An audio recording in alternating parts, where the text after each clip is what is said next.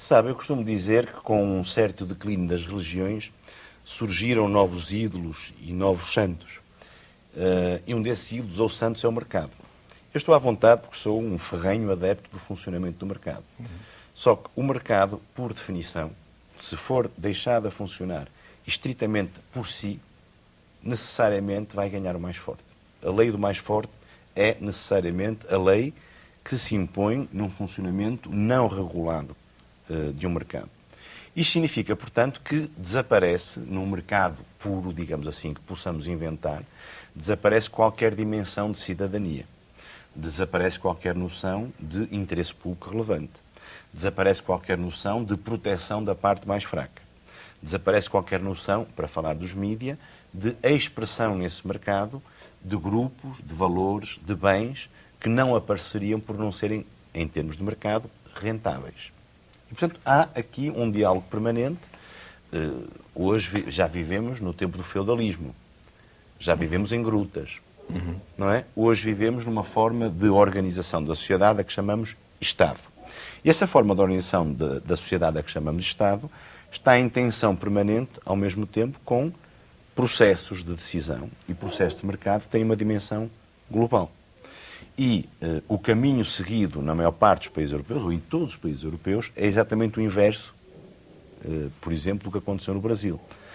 Em termos comunicacionais e televisivos, nós tivemos um período de monopólio do serviço público de televisão e só nos anos 90 é que abrimos aos canais privados. Aqui, tanto quanto possa perceber, e sem querer teorizar sobre o Brasil, aconteceu exatamente o inverso. E, portanto, a discussão que se coloca a esse propósito é a seguinte. Eu acredito numa função agregadora, integradora de um serviço público de televisão. Mas isto não significa que o serviço público de televisão, por exemplo, ou meios públicos de televisão, em Portugal só temos rádio e televisão, não temos imprensa. Só há uma rádio pública e uma televisão pública.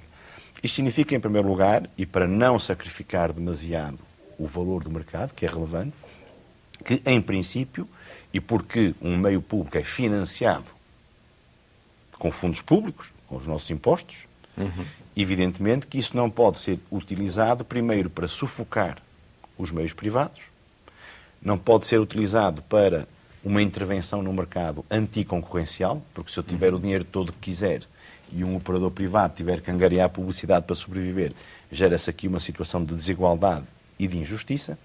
Mas, ao mesmo tempo, o serviço público, na tradição europeia, tem uma função de preservação de determinados valores públicos.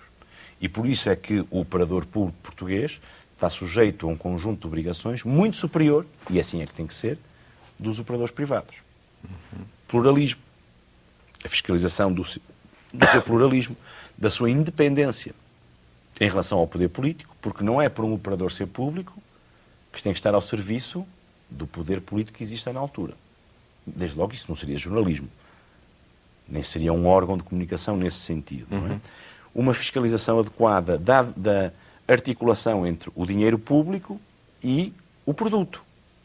E por isso até já existem regras europeias em que só é permitido o financiamento de meios públicos se houver uma correspondência entre o dinheiro que se dá e o produto. Se não houver correspondência, o que há é um financiamento ilícito, neste sentido, e violador das regras de direito comunitário. Porquê é que, neste sentido, os meios públicos em Portugal e na Europa têm desempenhado uma função muito importante? Porque questões como a proteção de minorias, questões como a diversidade, seja a diversidade cultural, social, política também, regional, porque a tendência é sempre para falarmos do centro e para esquecermos a periferia.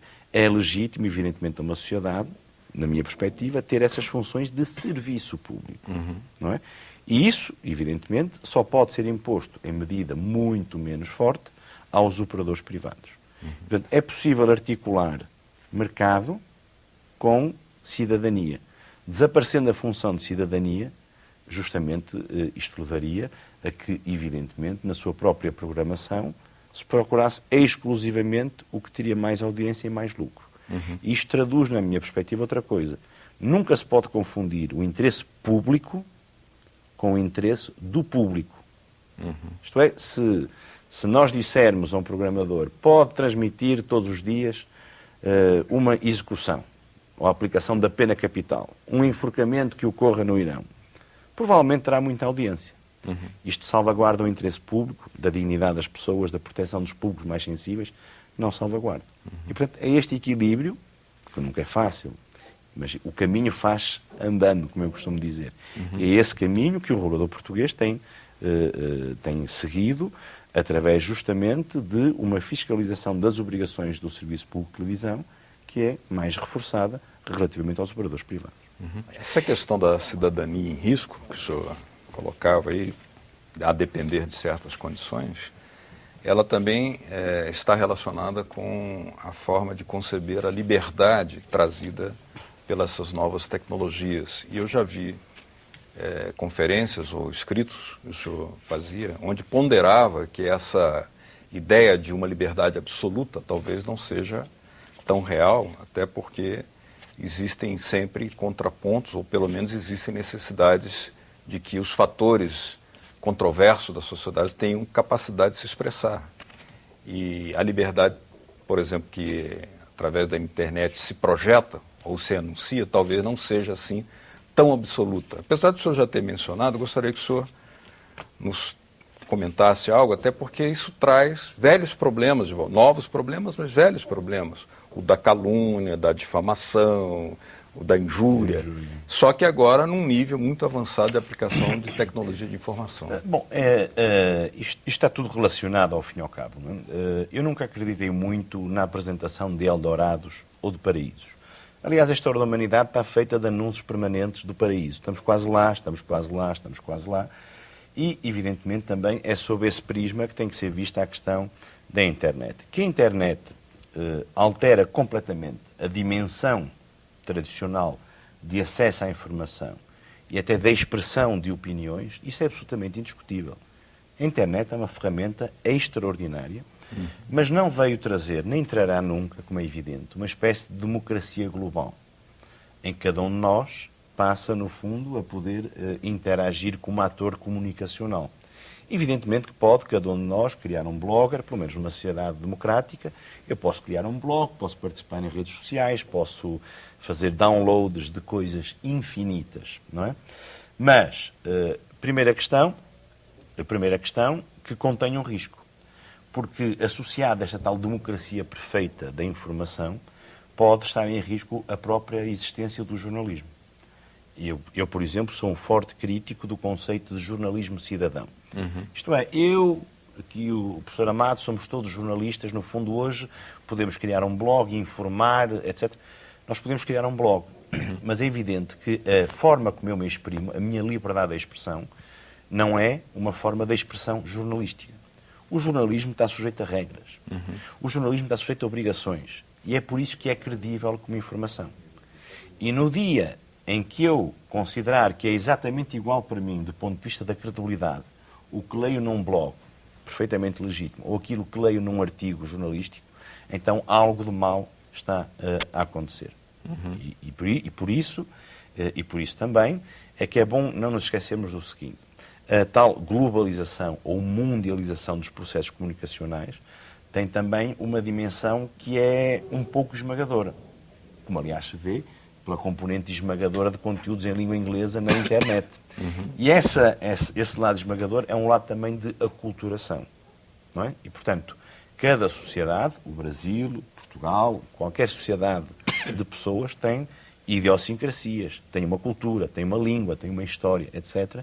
E, portanto, nós às vezes tendemos a confundir a facilidade de utilização de meios tecnológicos com uma espécie de grande democracia universal que se está a confundir. E não deixa de ser curioso, em primeiro lugar, o seguinte: eu, se escrever um texto na internet, potencialmente posso ser lido pela humanidade, ou pelo menos por alguém que compreenda o português, ou a língua em que eu me escrever. Mas não deixa de ser curioso, que é um fenómeno também português, mas suponho que seja geral, que quem participa nessas formas de expressão, o seu sonho seja normalmente passar a intervir nos mídias mais tradicionais. O sonho de um blogger influente em Portugal é passar a ser comentador na televisão ou cronista num jornal.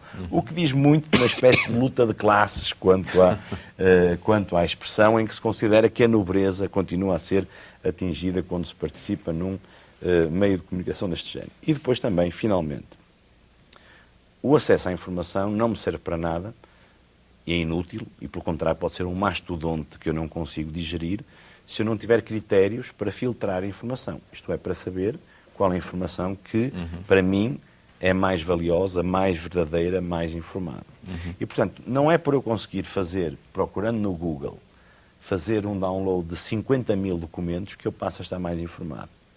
E essa mitologia de um acesso universal ao conhecimento também tem que ser destacada. E, finalmente, quanto à parte tecnológica, nós hoje, justamente pelas razões que foram aqui apontadas pelo meu colega, nós hoje temos, digamos assim, um espaço colossal para transmitir informação.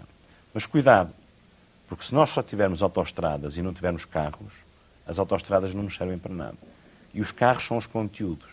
E, portanto, ou se preserva a possibilidade de produção de novos conteúdos, de produção independente, de inovação na produção, ou então posso ter uma autoestrada fantástica, com 8 pistas, com condições de circulação extraordinárias, mas se eu não tiver carro para andar, não me serve para nada. E a grande guerra, a guerra do futuro, não vai ser na tecnologia.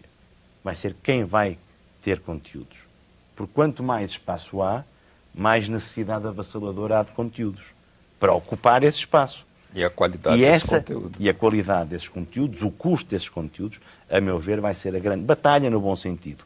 É ali que está o coração das questões, como aliás têm percebido os operadores de telecomunicações, que cada vez mais querem ser produtores de conteúdos. E, portanto, estamos a assistir até nisso a uma tentativa de convergência muito interessante. Vamos ver o que é que este jogo vai dar. Eu gostaria muito de continuar aqui essa conversa tão agradável com nossos colegas e especialistas, no caso da regulação e da regulamentação das comunicações em Portugal, mas nosso tempo, que é o senhor da razão em televisão, já nos avisa que estamos na hora de terminar. Eu queria agradecer a presença aqui conosco do Dr. José Alberto de Azeredo Lopes, estaremos sempre de portas abertas aqui. Muito obrigado. E também a presença do Dr. José Amado da Silva. Muito obrigado pelas suas palavras, seus esclarecimentos. E aguardamos que voltem para nos ajudar aqui nesse trabalho de elaborar o processo de construção do nosso novo modelo de regulamentação, de democracia comunicativa. Muito obrigado a ambos. Obrigado. Obrigado também a vocês de casa que nos acompanharam. Caso queiram fazer contato com a nossa produção para sugestões, comentários ao nosso trabalho, aí na tela está uma forma de fazê-lo. www.senado.gov.br/TV. Obrigado mesmo pela sua audiência. Até o próximo Cidadania. Tchau.